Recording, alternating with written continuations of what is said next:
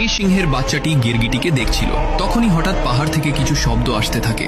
বাচ্চা ভয় পেয়ে যায় আর আশেপাশে দেখতে থাকে। তখনই তার নজর ওই পাহাড়ের দিকে পড়ে, যেখান থেকে অনেকগুলো জঙ্গলি গরু দৌড়ে তার দিকে আসছিল।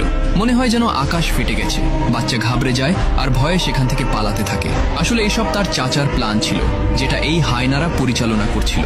বাচ্চা এই প্ল্যানে পুরোপুরি ফেসে গিয়েছিল আর সেও এই ভিড়ের সাথে দৌড়াতে থাকে। কিন্তু এই ভিড়ের মধ্যে বেশি সময় দৌড়ানো তার জন্য ঠিক ছিল না, কারণ সে যে কোনো সময় এই বড় ভিড়ের নিচে পড়ে যেতে পারত। এই কারণে বাচ্চা একটি ছোট পাথরের নিচে গিয়ে লুকিয়ে পড়ে। বাচ্চা আতঙ্কে ছিল, কি করবে সে কিছু বুঝতে পারছিল না। তখনই সে একটি আশার আলো খুঁজে পায় আর একটি শুকনো গাছের দিকে দৌড়ে গিয়ে উপরে উঠে যায়। কিন্তু এই ভিড়ের কারণে সেখানকার জমি কাঁপতে থাকে, যার কারণে গাছের ডালা যে কোনো সময় ভেঙে যেতে পারে। তখনই বাচ্চার চোখে একটি খুশির ঝলক দেখা যায়, কারণ সে তার পিতা সিংহকে দেখে ফেলেছিল। তার পিতা ভিড়ের সাথে তাকে বাঁচাতে আসতেছিল।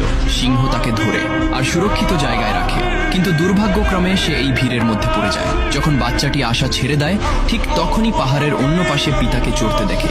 বাচ্চা খুশি হয়ে যায়। সিংহ খুবই বাহাদুর ছিল, কিন্তু এই ভাগ দৌড়ের কারণে অনেক চোট লেগেছিল, যার কারণে সে নিজেকে সামলাতে পারে না আর নিচে পড়ে যায়। বাচ্চা চিৎকার করে, তার চিৎকারে চারদিকের পরিবেশ স্তব্ধ হয়ে যায়। বেচারা বাচ্চা তার পিতাকে হারিয়ে ফেলেছে।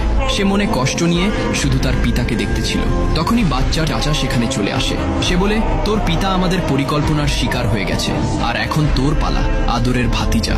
বাচ্চা ভয় পেয়ে যায় আর সেখান থেকে পালিয়ে যায়। চাচা সিংহটি তার পিছনে হায়নাদের লাগিয়ে দেয় আর বলে যে সে যেন কিছুতেই বাঁচতে না পারে। বাচ্চা এখন থেমে যায়, কারণ সামনে খাদ ছিল।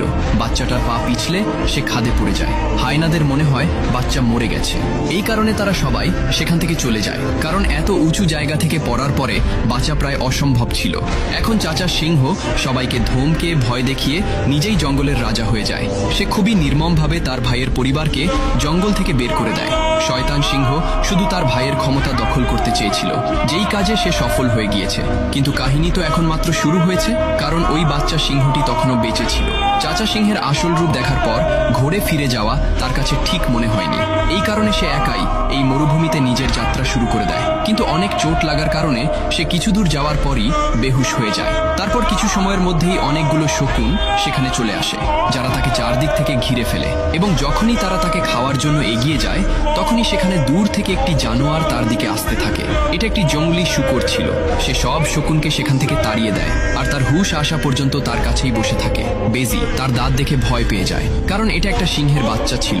বাচ্চার জ্ঞান ফিরে আসে আর সে কিছু না বলেই সেখান থেকে চলে যেতে থাকে। পিতার মৃত্যুর কষ্ট তাকে ভিতর থেকে মেরে ফেলেছিল। এখন ওই বাচ্চা উদাস হয়ে এখান থেকে চলে যাচ্ছিল।